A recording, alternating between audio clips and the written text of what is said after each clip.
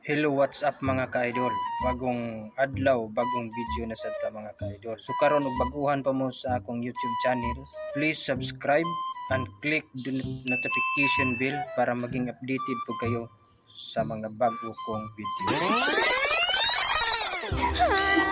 Tito Ja, tambagi ko bi. Mga ka-idol, bagong araw ug bagong video na sa ta mga ka-idol. Ug karon mga ka-idol, ay usa ka babae nga na pada og sulat nga patambagan ang iyang maong problema. Ang atong sender karon ato lang kining itago sa pangalan nga si Dayan nga taga Negros Oriental. Ang problema niya nini mga idol, mahitungod kini sa iyang bana. Nagaingon siya diri siyang sulat mga idol. Akong pagbabasahon.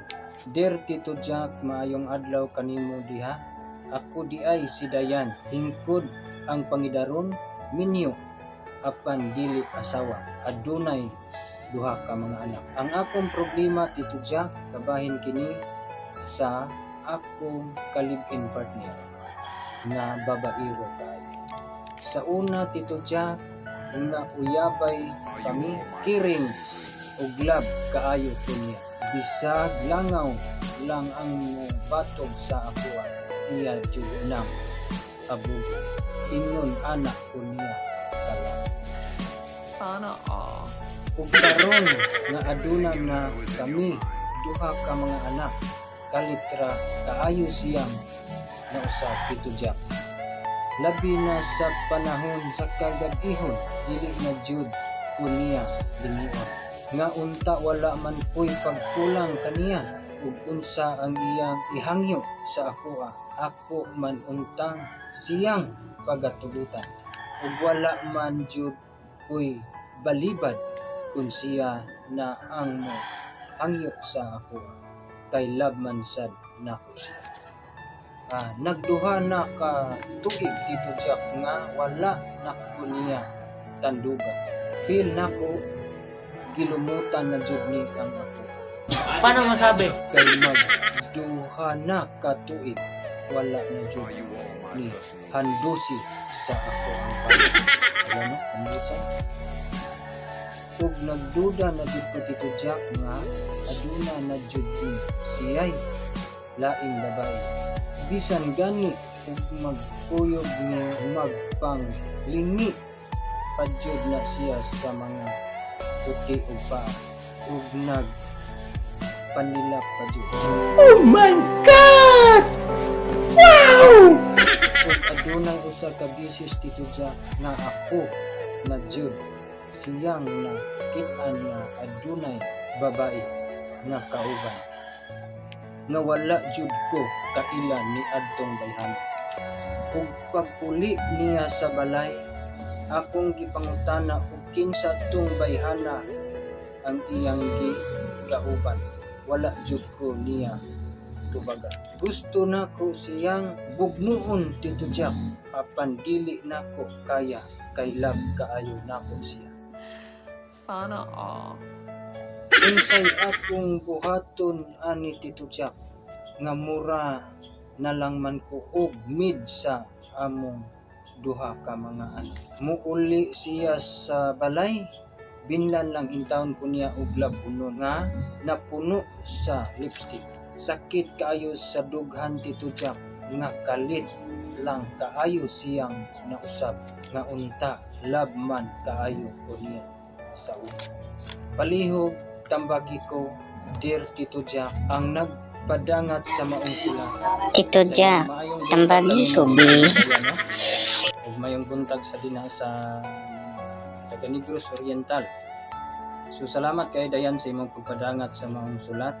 Diya na karon Dayan, ako nang nabasa ang imong sulat. So pasensya na gid kayo sa mga nag-message nga uban nga wala na ako nahatagi og time sa pagbasa ang maong sulat. Kay tungod kay isad kay usara ang nagpadala sa maong sulat. So karon sa mga anam-anam mo, sige lang. Mahatagan kita mo og time tanan nga ay lang mo kabalaka.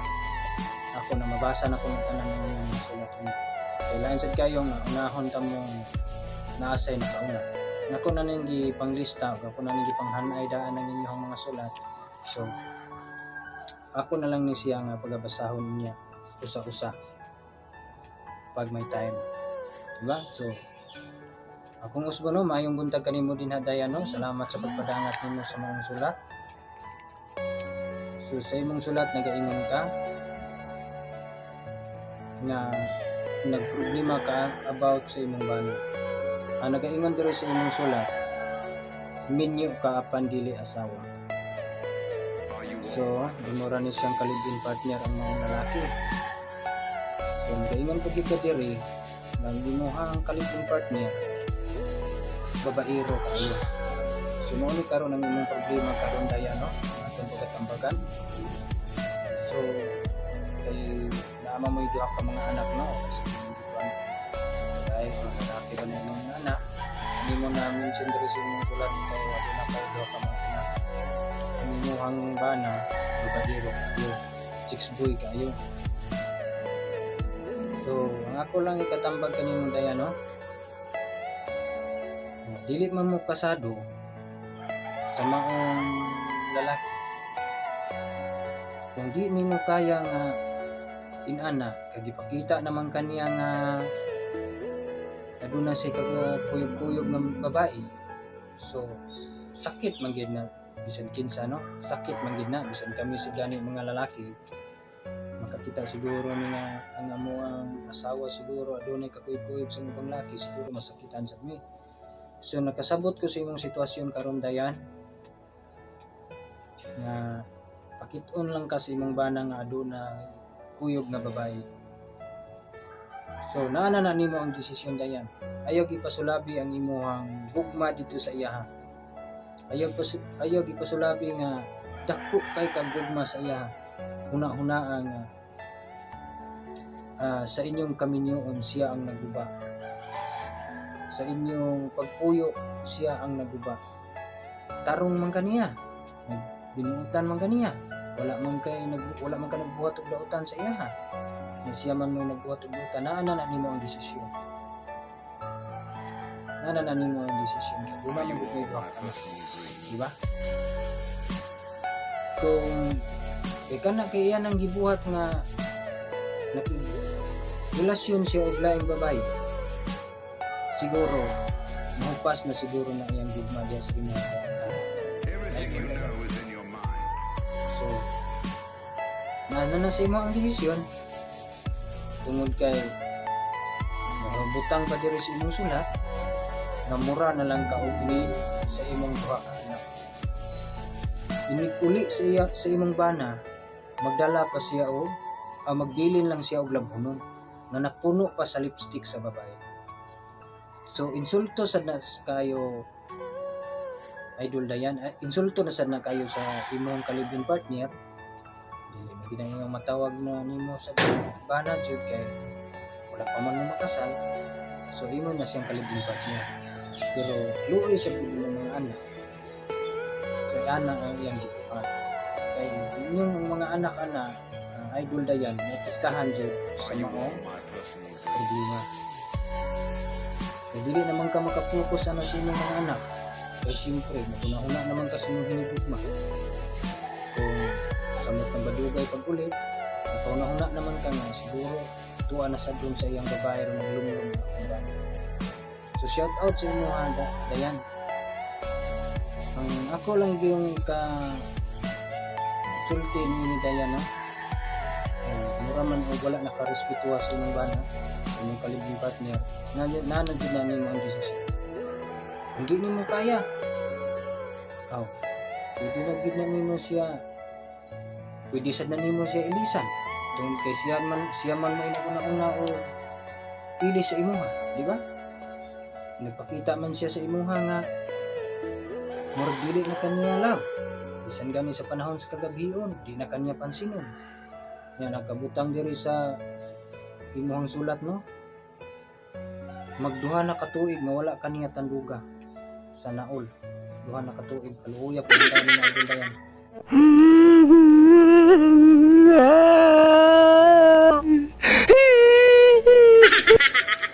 So luoy kay ka idol dayan kay magduha na katuig wala gi ka tanduga sa imong bana.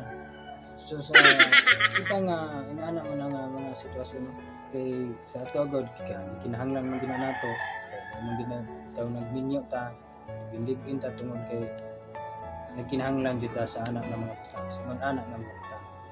So karon magduha na ka tuig nga wala kanya gitandog Sana all. ginasad kanya permi kaniyang biyaan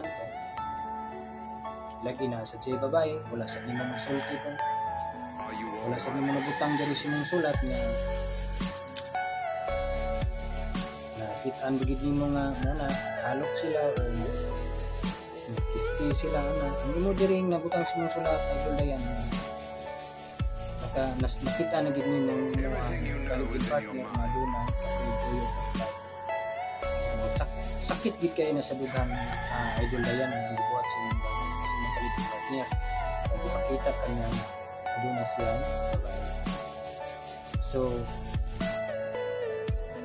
naranan nimong desisyon idol dayan kung imo basad siyang ilisan. Hunahunaan na lang na ang imong duha ka anak. Hunahuna ang imong duha ka anak. Kaya nimo nang buhion. Kaya nimo nang buhion idol dayan. Imong duha ka anak. Laban lang. Ayaw pag lahutay anang lalaki nga wala na kanya higugma. Kay siya may naguna-una o pakita og dautan. So dili na siya makamahay nimo. Kung buhaton sa nimo ang iyang gibuhat diha sa imo. Pakita sad. Tan-awon tag di basad siya masakitan. Mas may gani idol dayan nga imuha na ang pagpictura ng imong mga ebidensya dinha na imong mga lipstick sa nina iniglaban nimo kita mo kanimo ng mga lipstick sa nina mahimo imo na siyang pagpictura para nga imo na siyang ebidensya sa mga binuhatan sa imo. So ngam siya diri sakit kaayo sa dughan Tito Jack nga kalit lang kaayo siyang nausab nga unta labman kaayo sa una din kuha na ko diri sa imong sulat idol dayan love kayo kaniya sa una ultimo langaw nga bubatog diya sa imuha iyahaging iyahaging abugon ang langaw nga bubatog diya sa imuha. What? Anak kaniya kalab sa unang panahon nga uyabay pa idol dayan. So aduna gyoy gugma nga may paghupas idol dayan. Kana kay na buhat na niya siguro nahupas na iyang pagkigugma o pagmahal niya sa imo. So laban lang para sa mga anak. Ika na kay iyan ang gibuhat. Yampo lang na. Yampo na lang sa Ginoo idol dayan. Na unta. Dili sa nang hitabo sa iya ang iyang gibuhat sa shout out sa mga idol dayan. Shout out din sa taga Negros Oriental. Daghan kayong salamat sa mga pagpadangat sa mga sulat mo. Shout out dayan. God bless. So katong mga nag-message ako itong mga solid mga supporter sa nato nag-message na magpabasa sa mga sulat ay magkabalaka mga ka-idol mabasa na ko na. Ako lang mo pasunuron sa pagbasa mga ka-idol. Kay pag sugod na ko sa akong video nga katong una na nagpadala og sulat usap pa man ka sulat ang nabasa hatagan ako tambak. So kani ikaduha pa ni siya. So paghimo na ko ato nga content na sa magpatambag, so nanay daghang nag-message sa ako ang Facebook page, sa akong Facebook page, daghang na kayo nag-message na magpatambag sa sila, kaya sila sulat sa ako patambagan. So sige lang, ay mo kabalaka kay ako lang nang tagaan og time. Anam-anamon ra ta mo. Ay mo kabalaka. So ay lang mo kalimot sa pag-comment ug pag-share sa atong video para nga tabangan sa ninyo ang akong watch out sa akong video. So, dahan kayong salamat. Idol Dayan, God bless. Laban lang.